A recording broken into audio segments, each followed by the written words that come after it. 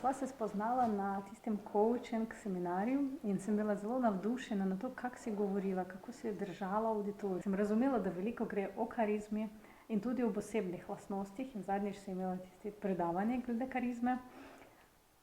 Si vedno taka bila ali to si se naučila temu? Verjetno sem že celo življenje mogoče imela nekaj, kar je bilo tako ena posebna pozornost, čeprav mogoče je nisem znala dobro obvladovati, da bi jo znala upravljati, ne. Ko sem bila še mlada, sem imela veliko treme, veliko živčnosti, veliko, bom rekla, manj prijetnih občutkov glede sebe, in pa svojega izpostavljanja, tako da se nisem prav veliko upala. Sem hitro pritegnila pozornost, ampak zdaj pa vsa pozornost na meni, to po eni strani je tudi neka energija, ki jo moraš znati upravljati, ne. Če te 100 ljudi gleda, je kar težko, da pravzaprav vse to držiš v nekih vajetih in pod kontrolo in sebe in ljudi in vse to, ne. Ko pa sem šla v bistvu nekje na sredini moje kariere, jaz sem delala v marketingu, sem šla pa v London na Akademijo profesionalnih govorcev. Zelo me je pritegnilo v bistvu iti tja študirati, se učiti, kako pravzaprav biti toliko samozavesten in suveren in toliko močno verjeti vase in v svoje besede, da lahko stojiš na odru sam pred 1000, 10 000, 100 000 glavo publiko. Tako je moj mentor Andy Harrington razlagal takrat, ko je bil v Ljubljani tukaj na promociji svoje šole. In jaz sem res največjimi očmi tisto požirala in sem rekla, jaz moram nujno iti tja, jaz se hočem to naučiti, kako stati pred množicami in res toliko verjeti samozavestno in suvereno v sebe in v to, kar je tvoj namen, da se ti tudi malo ne zatresejo kolena, ne. In sem šla.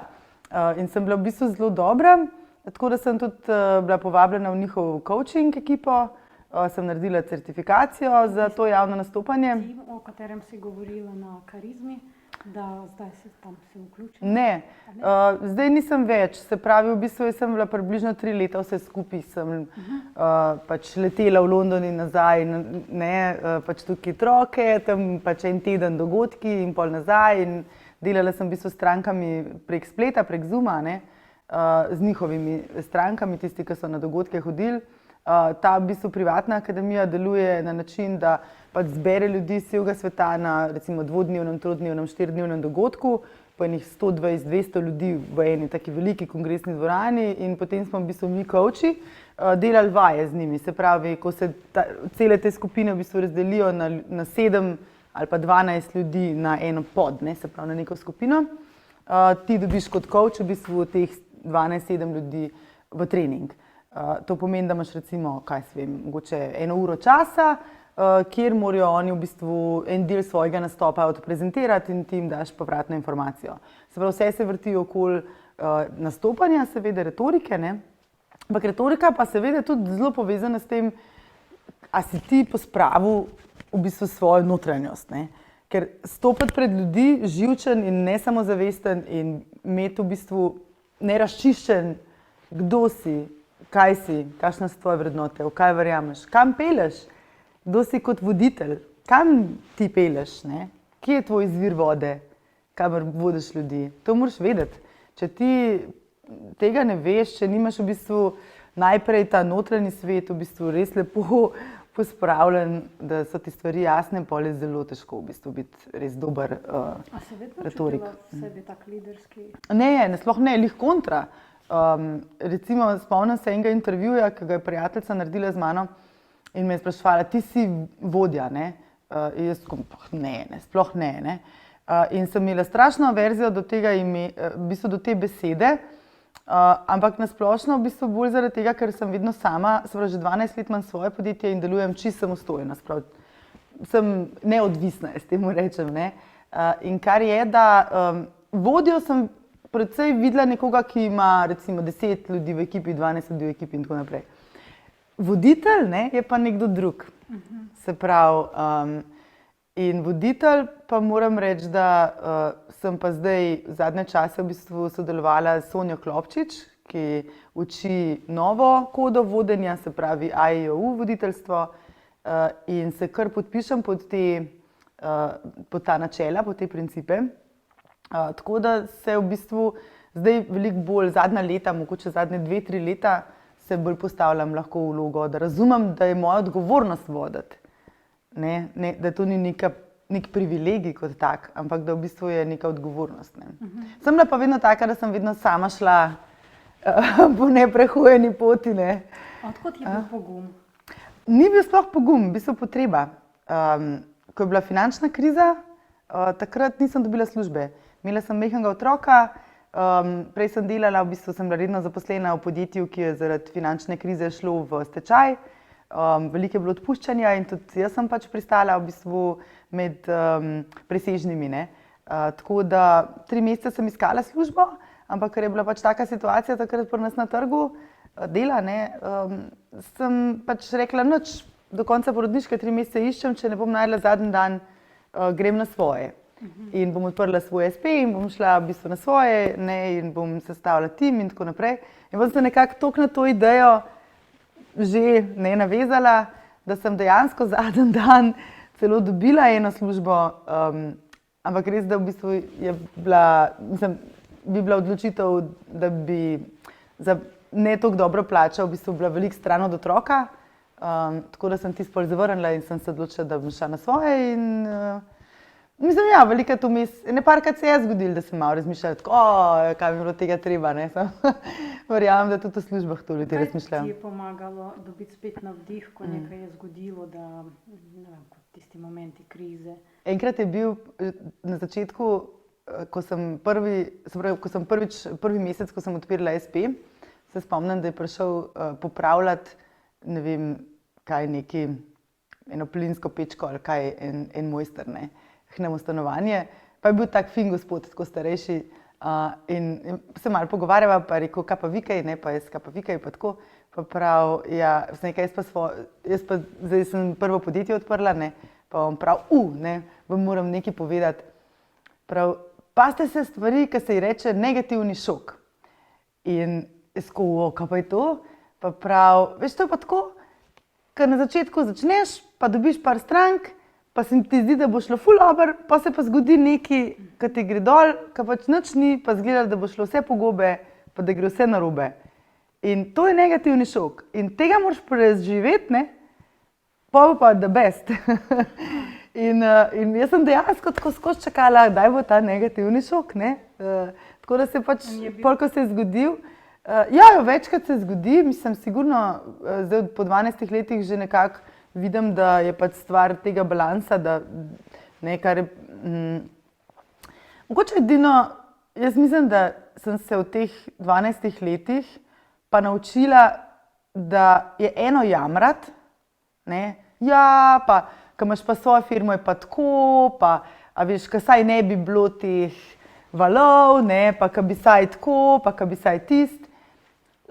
Pa se pa po enem času naučiš, da tisto, kar ti hočeš imeti, moraš pač sestaviti. Kaj je po ištvu, sam moraš sestaviti. Se pravi, zamisliti si moraš, kaj hočeš, koliko tega hočeš, na kakšen način to lahko dobiš, kaj obstaja, kaj ne obstaja, kje so možnosti, kje niso možnosti, si narediti en odgovoren načrt in mu tudi dejansko slediti, ker če z neba ne bo nič padalo. Če smem vprašati, kakšni ljudi tebi všeč? Kakšni karakteristiki pri ljudi ti všeč? Ne vem, ne vem, če bi... Mogoče neki dobri. Zame, na primer, zelo pomembno, da človek je dober. In to, kot za prijateljstvo, mislim, za tole. Če to ni privatno vprašanje.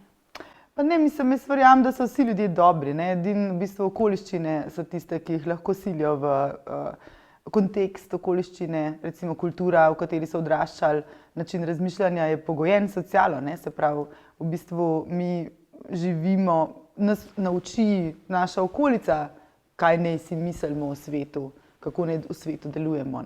Če mi spremenimo okolico, da vzamemo človeka ven iz slabega okolja, ga damo dobro okolje, recimo drugačno okolje, bo hitro spremenil svoj referenčni okvir videnja sveta. Bo rekel, se v bistvu vidim zdaj, da je lahko to drugače. In jaz verjamem, da pač ne obstaja slab človek, obstaja samo slabe okoliščine, ki so v bistvu vplivali na njegov način razmišljanja oziroma referenčni okvir. Jaz moram reči, da mogoče bi se prej smatrala za opazovalca, tako rada analiziram, rada vidim ljudi, jih tako, aha, ta je pa tak, ne.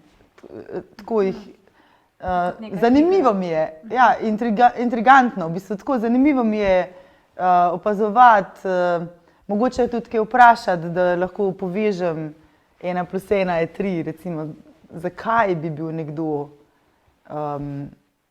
ne vem, tako na ta način, no, bolj čas opazujem. Si rekla v tvojih videih, da rada poslušaš ali znaš poslušati kot aktivno poslušanje. A kako si se naučila? Včasih sem zelo slabo poslušala, zdaj pa vedno več poslušam. Tudi neverbalne govorice probam vedno več poslušati. To me zadnje čase ful obseda, tako da res delam veliko na tej neverbalni govorici. V bistvu poslušanje, sploh ko te enkrat začne zanimati poslušanje, je stvar v tem, da se zavedaš, da pomen besed, recimo beseda dober, ki si jo prej omenila, meni pomeni nekaj drugega kot tebi. Ne? In zdaj, če bi jaz tebe hotela bolj poslušati, pa da bi jaz imela intervju, bi te vprašala, kaj pa ti predstavlja dober? Kakšen je date dober človek? Ne? Imaš primer mogoče nekoga, ki je res dober? Po čem sodiš, da je nekdo dober? Lahko je prijazen ali pa dražljiv, ali pa ne vem, mogoče nasmejan, ne? Kaj zdaj točno tebi to predstavlja, ne? In v bistvu, da res greš, se mi zdi, da je toliko novih stvari lahko izveš, toliko se lahko poglobiš v ljudi, toliko zanimivih stvari lahko spoznaš o ljudeh, če poslušaš. Ja.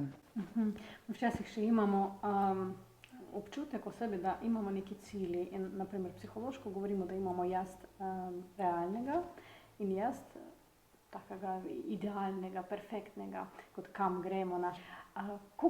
Če to ni privatno vprašanje, koliko daleč je jaz tvoj realni od jaz tistega idealnega? Tukaj sedi zdaj. Ne. Veliko ljudi si pravzaprav cilje postavlja zato, ker si želi, da bo takrat, ko cilj nek doseže, pa recimo zunanji cilj, mogoče uspeh, denar, ne, nekaj, kar je status, vrednost, da zdaj pa bo spoštovan ali pa nekaj takega, ne, v smislu, zdaj sem pa okej, zdaj sem pa v redu, ne, zdaj pa lahko pripadam določeni skupini ljudi. To se nikoli ne zgodi. Če ti v bistvu ne, takrat, ko prideš v to skupino, je naprej še ena skupina oziroma še nečesa nimaš, ne. Ker človek, ki vidi svoj primanjkljaj, bo vedno sledil primanjkljaju. To je tudi Freud povedal, se pravi, mi smo razmejeni med načelo užitka pa načelo realnosti, ne. Se pravi, radi bi idealen dosegali, ne, ampak po eni strani pa se zavedamo tudi, se pravi, tistega, kar nam manjka v življenju, ne, recimo, ne. Ampak to oboje vsak dan obstaja, to ni nekaj, kar je, se pravi, ne verjamem v to, da obstaja nek dan, ko bo moje življenje imelo popolnost, ne, ki si jo res ne da z drugačnimi besedami opisati. Torej, kar verjamem je, da imaš v bistvu pravzaprav z načinom razmišljanja in z mentaliteto, se pravi mindsetom, lahko ti v vsakem dnevu najdeš svoje idealne trenutke, nekaj, na kar si lahko hvaležen, nekaj, kar je v bistvu, kar si res lahko ponosen, sonce je lepo, ne? Že zdravje, če imaš, recimo, ne? Hitro si lahko v bistvu zelo hvaležen, zelo ponosen. In je to tvoja naloga, v bistvu naša naloga je, da najdemo pri sebi tisto, kar spoštujemo, cenimo vsak dan, in si izkažemo spoštovanje do tega. Ne, da sledimo kar naprej nekim sanjam, ne. Jaz sem v bistvu enih 2 leti nazaj, takrat, ko sem se pravzaprav odločila, da se bom tudi ločila, ko sem malo spremenila način razmišljanja, tudi sama pri sebi, nekako do takrat bi rekla, da sem zmeraj nekako mogla nekaj dokazati nekomu, ne. Potem sem pa spremenila način razmišljanja v smislu, da delujem za zasledovanje ciljev, zato ker želim biti odgovoren član družbe. To pomeni, da jaz vstanem zjutraj, ker obstajajo na tem svetu ljudje, ki potrebujejo mojo pomoč. Zdaj tudi pomagaš ljudem, ki nas gledajo, ker zelo veliko lepo si povedal. Ja. Ja, to se mi zdi, da je pomembno, da preveč ljudje smo postali, oziroma moja želja je, in tudi z učenjem retorike pri meni je zelo velik poudarek na to, da je tisti, ki jih vodiš, da so pomembni. Publika je pomembna, sledilci, tisti, ki jih vodiš, v bistvu so pomembni, ljudje zunaj tebe.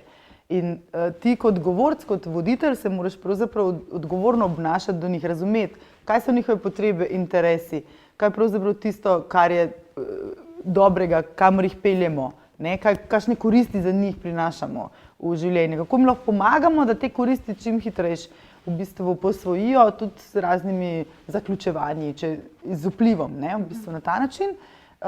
Ker smo odgovorni, ker mi vemo, kje je izvir vode, torej moramo povedati pa pokazati pot ljudem. In ne za sebe piti kar naprej.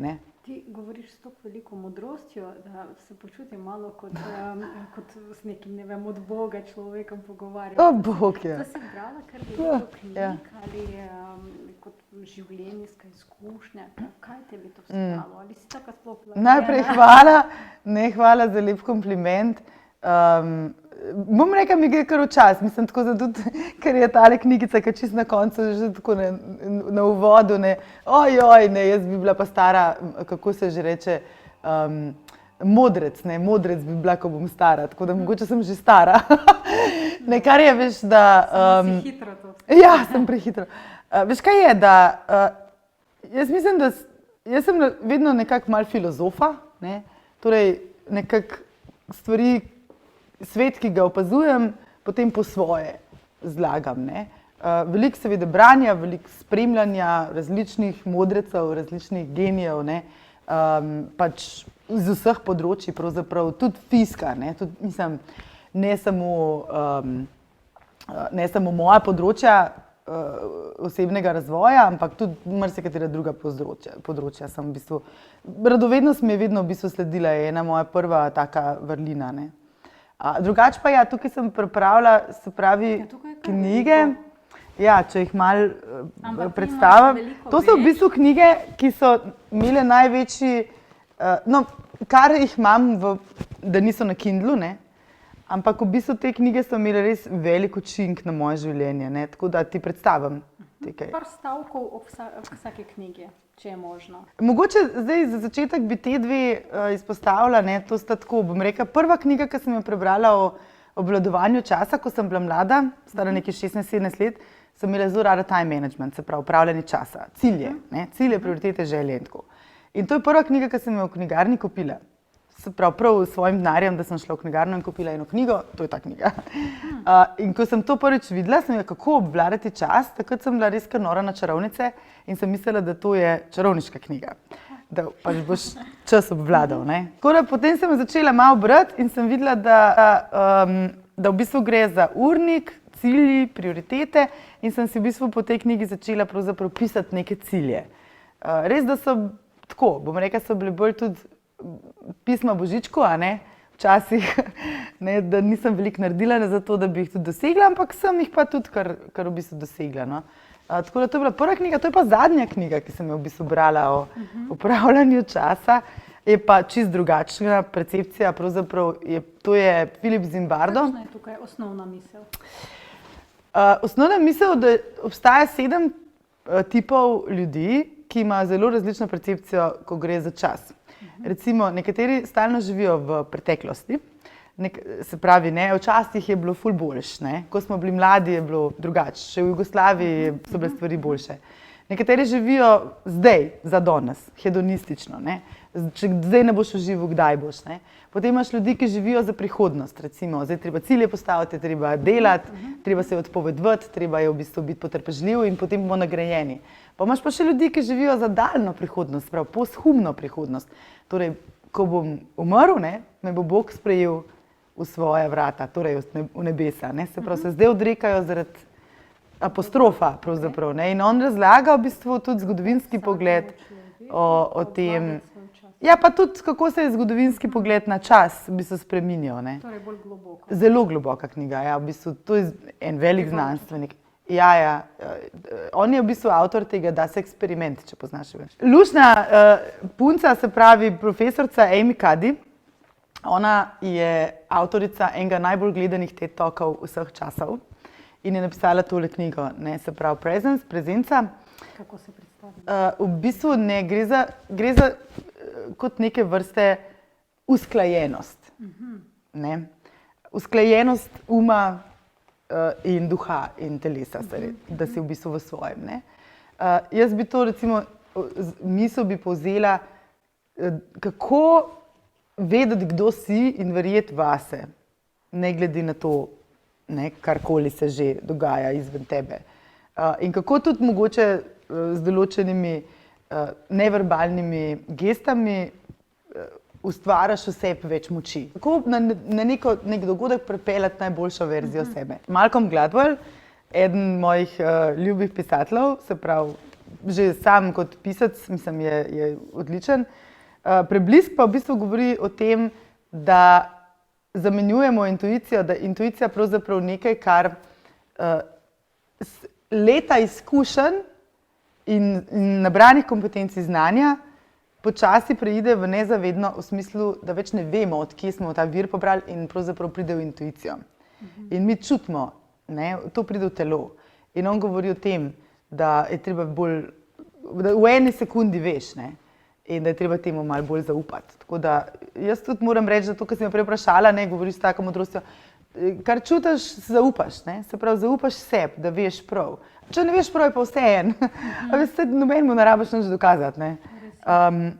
Zdaj, kar je tole, evo, moja najljubša knjigica, Jonathan Livingston Galeb.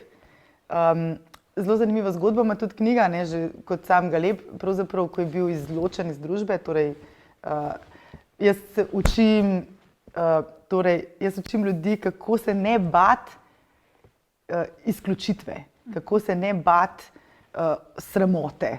Recimo, največji strah, trema, ne, je v bistvu strah pred javnim izpostavljanjem, zato ker se bojimo, da bomo izključeni iz skupine.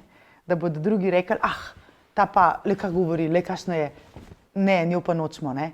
Se bojimo tega, ne, da bomo izključeni, smo rajš tih. Rajš ponavljamo za drugimi, vsi so roke dvignili, ok, bom jaz tudi roko dvignila, ne, zato da bomo del skupine ostali. To nam je pomembno, biološko nam je to pomembno. In Jonathan se je pač odločil, da ja, to je v bistvu fikcija, ne. Zdaj, zanimiva pa tudi zgodba samega Richarda Bacha, ko je v bistvu to knjigo slišal. On je 10 let trdil, da je ni sam napisal, da je slišal to pripoved Galeba in da je samo natipkal, ne. Prvo polovico knjige to, druga polovica knjige je čez 10 let napisal. Ampak je stvar v tem, da jaz imam rada to zgodbo, ker na nek način nam samo pove, da ni treba prav veliko razmišljati, da besede so že zdaj tukaj. To, ki moramo verjeti, sam zapisovati in ne preveč popravljati, ne preveč korigirati sami sebe. Mi se skozi popravljamo, ne. Ja. Spet čarovnja. Ja, ful dobro. To je avtorica tega Jej, Moli, ljubi, če poznaš iti prej lav. Elizabeth Gilbert. Jaz jo tudi ful rada gledam. Zanimivo zgodbo ima tudi kot osebnost, ker je v bistvu že, mislim, da pred 30 letom napisala največji bestseller ever, ne. In je v bistvu takrat na TED Talku razlagala, da je to grozen občutek, ker v bistvu veš, da samega sebe skoraj težko, da boš presegel ta uspeh, ne. Torej, toliko zgodaj si že vse dosegel, kar je za doseči, kaj pa zdaj? Ne, zdaj pa od zdaj naprej bo čisto v vsaki tvoji knjigi pisal nova knjiga avtorice uspešnice Jej, Moli, ljubi, ne. In še jaz sem povedala. Ja. Tako da dejansko nobena knjiga ne bo več recimo tukaj pisala. To je pa avtorica Velike čarovnije, ne. Tako da ja, v tej knjigi pa ona piše o tem, kako piše. Je meni osebno kot pisateljici veliko pomagala, da sem tudi sama. Kakšen osnovni navdih ste tam dobila? Sam priti v službo pa deli. Ja, pač Bog bo poskrbel za vse ostalo oziroma energija ali kakorkoli jo hočemo imenovati. Torej, ti moraš pa narediti svoj del, a ne. Torej, prijeti moraš v službo, zjutraj pisati 8 ur ali pa 4 ure, kot lahko, ne, 4 ure efektivno lahko recimo pišeš. Ne. Pol imamo v bistvu, evo, teorija izbire, William Glasser. To je v bistvu ful dobra knjiga. Ideja te knjige je, da se nam nič ne zgodi, ampak mi izberemo. Torej, da pravzaprav izberemo odziv. Ne? Se pravi, nam se nekaj zgodi, to ni, da se ni zgodilo, kako pa se mi odzovemo, pa izberemo. In v bistvu ta knjiga tudi je neke vrste podlaga za moje psihodrame, ki jih tudi delam na coachingih pa na delavnicah. In sicer skozi retoriko, recimo, da skupina postavi različne odzive na eno situacijo in potem, ne, kako bi se sreča odzvala, kako bi se žalost odzvala, kako bi se jeza odzvala, kako bi se gnus odzval, kako bi se modrost odzvala, kako bi se potrpljenje odzvalo, kako bi se različne, ne, take funkcije, ki jih ljudje postavijo. In potem morajo tudi neverbalno pokazati, ne, kako bi sreča bi ful dober, ne. Recimo modrost bi, tako mogoče malo drugače. In v bistvu potem vidijo, da saj imam izbiro, ne. Veš kaj, jaz oder jemljem kot v bistvu eno stično točko med notranjim svetom pa zunanjim svetom. Ne. In v bistvu tam si najbolj izpostavljen, zato je dober ta trening na odru. Ne, lahko to treniramo doma, pred medvedki v kleti dol nekje, ampak boljše, če se res izpostavimo, da je res nujno, ne, spremeniti neka vedenja. In zdaj, pri meni se ljudje naučijo tako noter v bistvu pospraviti, se pravi razumeti naše namene, razumeti, pospraviti v bistvu na coachingih individualnih tudi s tem, ne vem, mogoče s kakšnimi strahovi, s kakšnimi starimi travmami, z nečim, kar sram, ne, občutek, da nismo dovolj dobri, manj vrednostni kompleks, recimo lastna vrednost, ne. Ta lastna vrednost je zelo pomembna. Recimo ta razlika tudi med samozavestjo in samopodobo se mi zdi, da je tudi zelo pomembna, ne. Samozavestni ljudje niso nujno ljudje, ki imajo zdravo samopodobo, oziroma včasih je celo nekdo, ki res panično zasleduje uspeh in se bori kot lev, zares zasleduje zdravo samopodobo. Ne, jaz sem to tudi v tej knjigi, no, če lahko v bistvu njo vzamem, ne, se pravi, tukaj pišem o razliki med statusom in vrednostjo.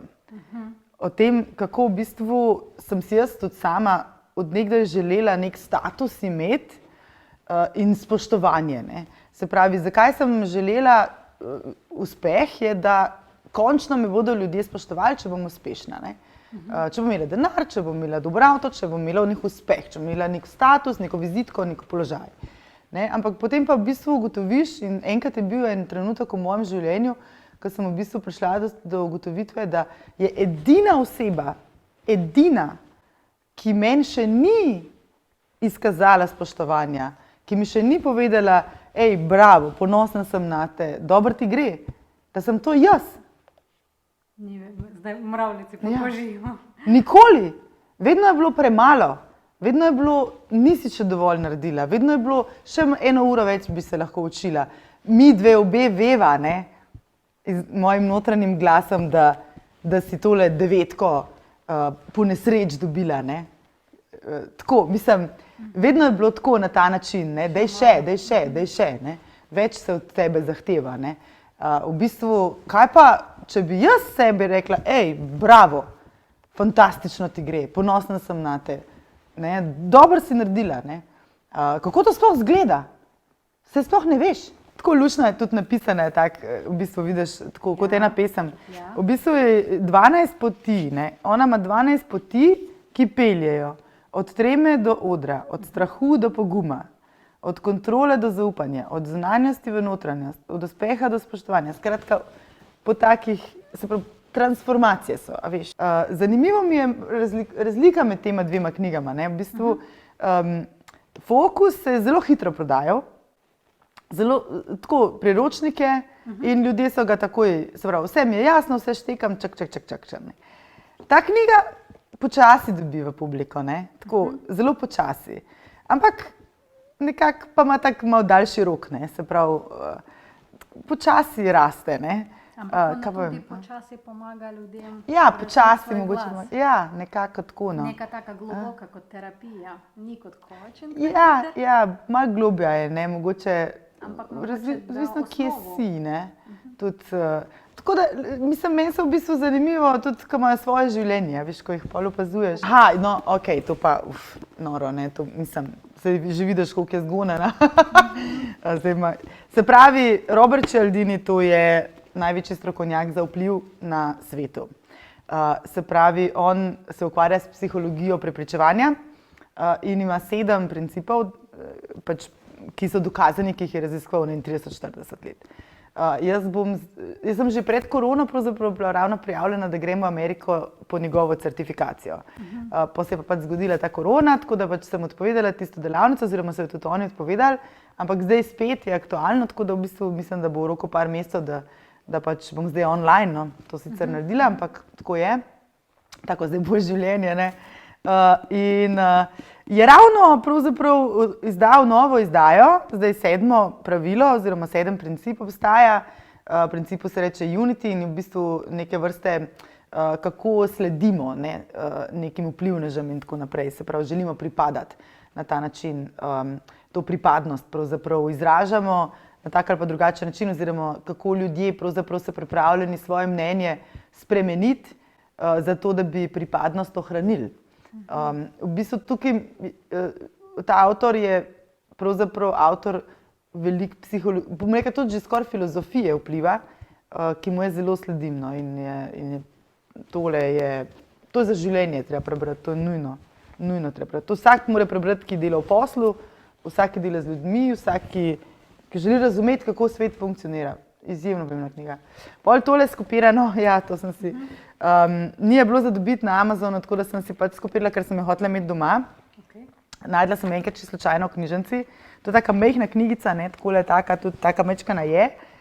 In sicer Seth Godin, The Deep, razlaga pa v bistvu podobno tisti negativni šok, kakor sem rekla, ne. In sicer, da ko se nečesa lotaš, da pač veliko ljudje v bistvu takole, a ne, najprej delajo in ni tako težko, pa pride pa ena taka luknja, ne. In preden ti prideš tja na vrh, se pravi, preden to hodiš in pol misliš, da boš tja na vrh gor prišel, ne. Ja, greš najprej čez The Deep, ne. In pač najprej greš fajn dol, pa tam so kače, pa levi, pa skale, pa uranke naporen, ne. In pol greš, tudi gor je težji, ne, pol si pa šele mogoče tam, ker spet vidiš, da je še ena luknja in tako naprej. Mislim, jaz sem v bistvu tako, bom rekla, jaz sem zelo identificirana, zlita s svojim delom. Tako da tudi kadar berem knjige, pa ne vem, gledam TED Talke ali pa gledam kakšne serije ali pa recimo grem s prijatelji na pijačo ali pa na koncert ali pa kaj takega, tudi takrat v bistvu opazujem svet, razmišljam, sestavljam nekaj, kar bom pač uporabljala pri svojem delu, ne. Grem na kakšno izobraževanje ali pa kaj takega podobnega, recimo, ne.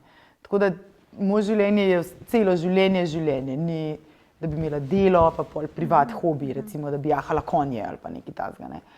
Zavedam se pa tega, da recimo rabim določene stvari, ki so za mojo dušo, kot je, da grem na kakšen koncert ali pa mogoče kam na kak sprehod, ne, na kak hrib, nekaj, da se sprostiš naravo. Mogoče v Sloveniji kakšen del, kakšen tebi gre za prenovljenje, tak duhovno. Aha, da bi imela kakšen kraj, kjer bi mi bilo, v bistvu, da bi tja šla, doma, spalnica, mislim, moja posla.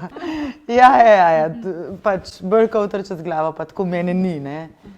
Ja, doma. Potem pa pač eden in edini, seveda Dostojevski, ne.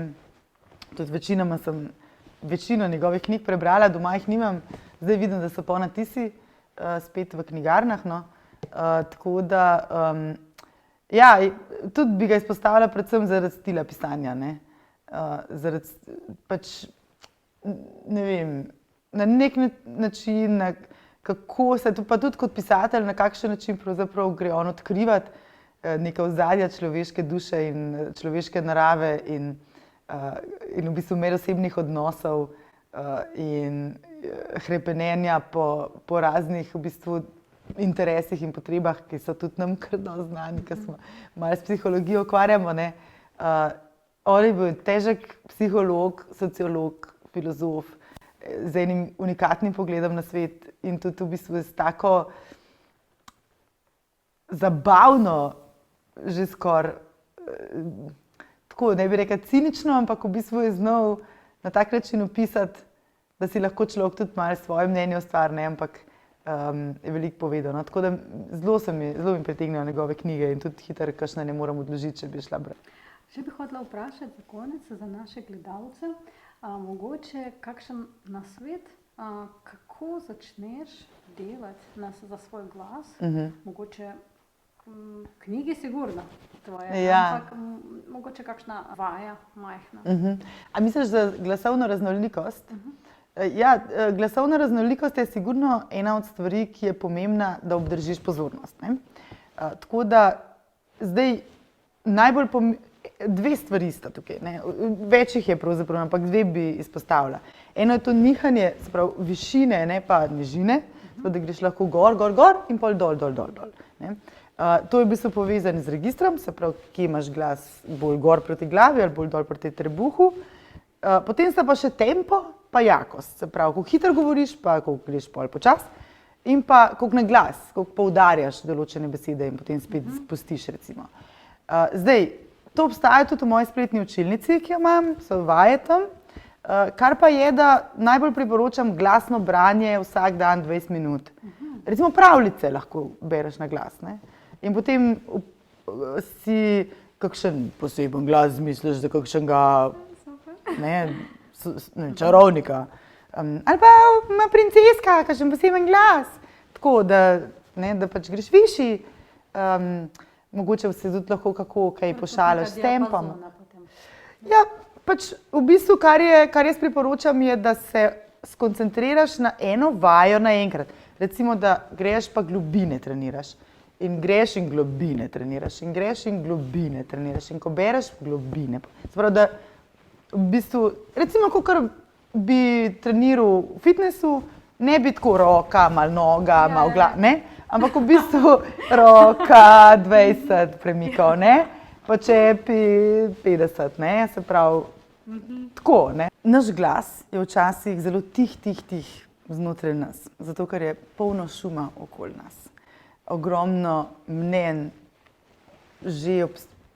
glasov, ki so glasnejši, ki so vplivnejši, ki nas bombardirajo stalno s te in z druge strani s svojimi mnenji, svojimi, tako je prav, tako se dela, na ta način je treba živeti. In včasih rabimo malo več treninga in malo več časa, da samo malo odmislimo te stvari in v bistvu začnemo se fokusirati na ta notranji glas. Vsi ga slišimo, vsi ga imamo, edino mogoče je razlika, da je pri nekom še bolj tih in še ni toliko zelo veliko fokusa usmerjenega v ta notranji glas. Delo na sebi pomeni, da razvijaš moč tega glasu. In ko se zares razvije, ko zares začneš, ne samo da verjameš v njega, ampak ga imaš rad, takrat življenje postane zelo lepo. Tako da vsem vam želim, da bi čim prej se skonektali oziroma se povezali s svojim glasom. Evo, to je to.